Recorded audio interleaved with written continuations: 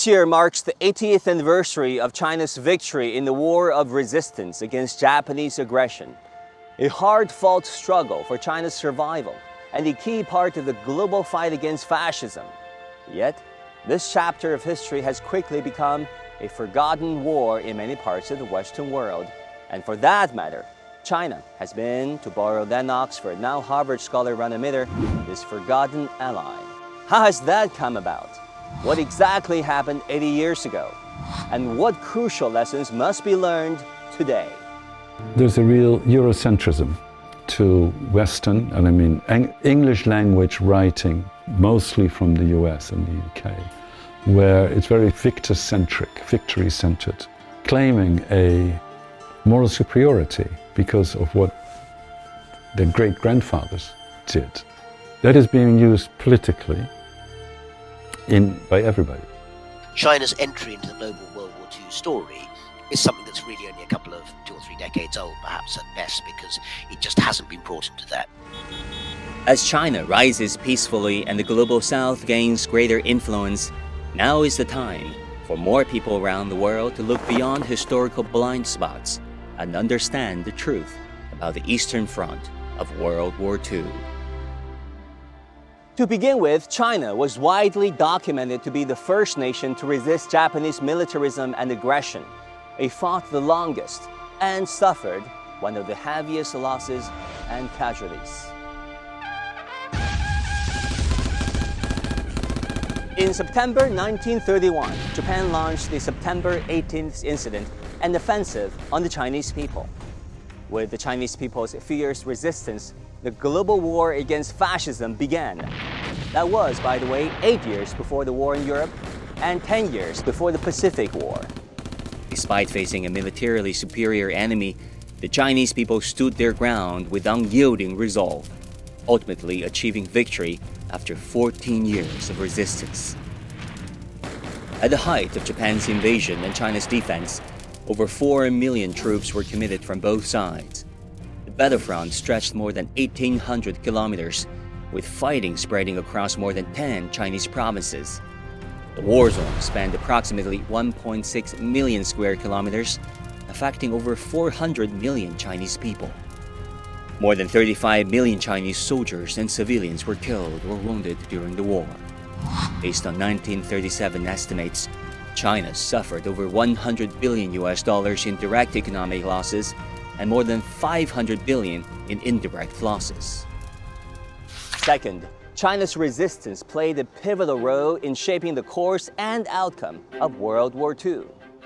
In 1938, for example, Japan fielded 34 divisions, 32 of which were deployed to the Chinese front, accounting for 94% of its total forces.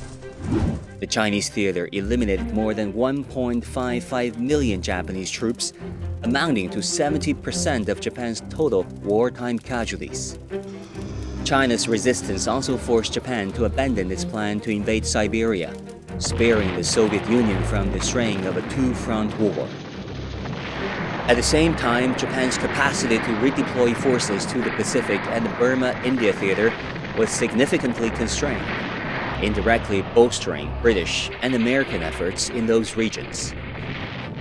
Meanwhile, China actively championed the formation of an international anti-fascist united front.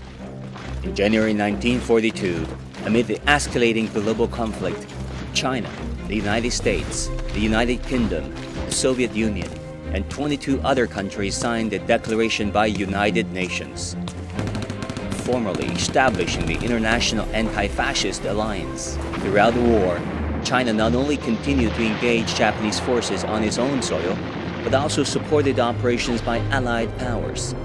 This shaped the overall direction of the war and laid a critical foundation for the final counteroffensive against Germany and Japan.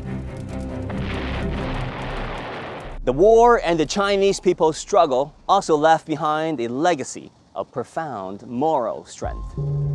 Countless ordinary people rose to resist the invasion armed with courage, conviction, and sacrifice, embodying the true meaning of justice. Among them were international friends who crossed borders, languages, and cultures to stand alongside China. Their actions reflected the profound spirit of transnational justice and humanitarian solidarity. The American volunteer group, famously known as the Flying Tigers, began operations in December 1941. By the end of the war, they had reportedly shot down 2,900 Japanese aircrafts, sunk 44 warships, and 2.23 million tons of transport ships, destroyed 600 bridges, and killed more than 66,000 Japanese troops, making an extraordinary contribution to China's resistance and the global fight against fascism.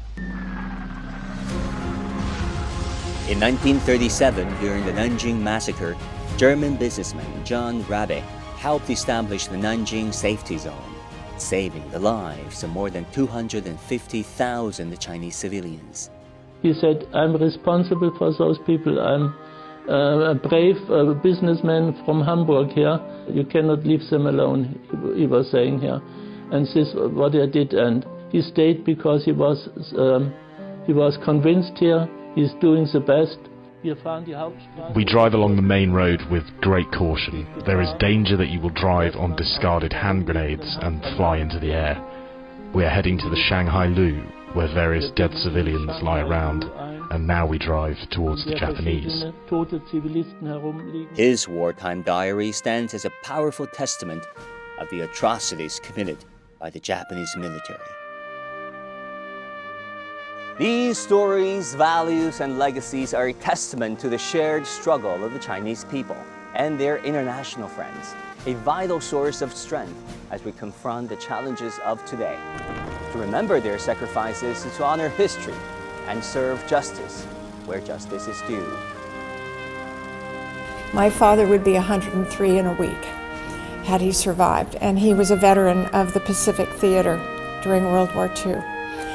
And he would have been so appreciative to know that all of us had the opportunity to understand just a part of what happened and what it took for all of us to come together to make a difference and end that war.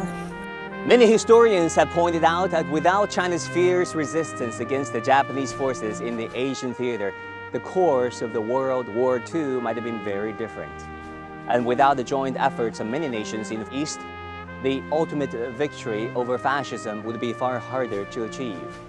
Now, as we mark the 80th anniversary of China's victory in the War of Resistance and the global triumph over fascism, we should remember every life that stood up for justice. Their courage, conviction, resilience, and humanity must never be forgotten.